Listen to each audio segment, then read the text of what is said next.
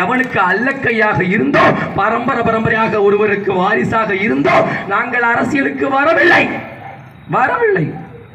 நாங்கள் அரசியலுக்கு வந்த நோக்கம் என்ன? இரு கட்சிகள், திமுக அதிமுக, பாஜக காங்கிரஸ், இந்த இரு கட்சிகள் அவர்கள் செய்த துரோகங்கள், அந்த துரோகத்தின் விளைவாக கருவுற்ற மக்கள் நாங்கள். எங்கள் இனத்தை கொன்று ஒழித்தார்கள். கொன்றது காங்கிரஸ், கூட நின்றது திமுக. 1 லட்சத்திற்கும் மேற்பட்ட உயிர்களை பலியிட்டார்கள். எங்களை சிங்களவன் பலி கொடுத்தான் என்பதில் எங்களுக்கு ஐயம் இல்லை. எங்களவனும் ஏன் எங்களை அடித்தான் என்பதில் தான் எங்களுக்கு ஐயம். அப்படிப்பட்ட துரோகத்தை சந்தித்த மக்கள் நாங்கள். குண்டுகளுக்கு மத்தியில், துப்பாக்கிகளுக்கு மத்தியில், பீரங்கிகளுக்கு மத்தியில் பிரசவிக்கப்பட்ட தலைமுறையினர் நாங்கள் கேள்விப்பட்டோம். இப்படியெல்லாம் ஒரு இனப்படுகொலை நடந்தது. அந்த இனப்படுகொலைக்கு காரணமான காங்கிரஸ் கூட நின்ற துரோகி கருணாநிதி என்று நாங்கள் கேள்விப்பட்டோம்.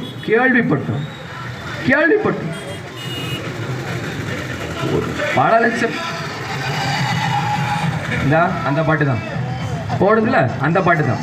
ஒரு நாள் வெறுநாய் கடிக்கும் பாரு, தூக்கி ஆட்டோக்கு பின்னாடி வெறுநாய் ஓடலைன்னா என்னன்னு நான் ஒன்றும் சொல்ல. போறப்ப வெறுநாய் துரத்திக்கிட்டே ஓடும் பாரு, ஓட்டுநர் பாதுகாப்பா இருக்கணும்.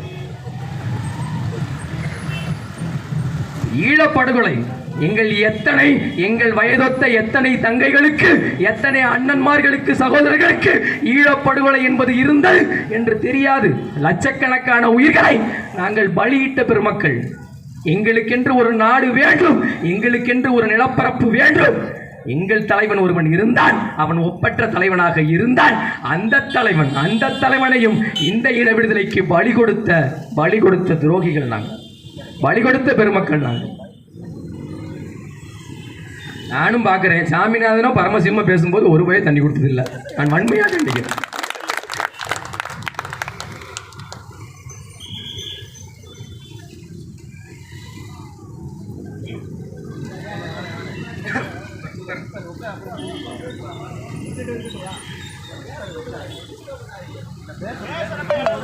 அந்த இனப்படுகொலையை சந்தித்த பெருமக்களடா நாங்கள்.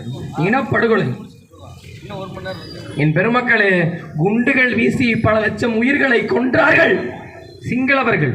இன்று குடிக்க வைத்து பல லட்சம் பேர்களை கொள்கிறார்கள் எங்களவர்கள். என்ன வேறுபாடு? குண்டுகள் வீசி கொண்டான் அன்று சிங்களன், இன்று குடிக்க வைத்துக் கொள்கிறான் திராவிடன். என்ன வேறுபாடு? கோயிலுக்குள் வராதே ஆரியன், கோயிலுக்குள் போகாதே திராவிடன். என்ன வேறுபாடு? அவன் உள்ள வராதேன்னு சொன்னான், இவன் உள்ள போகாதேன்னு சொல்றான்.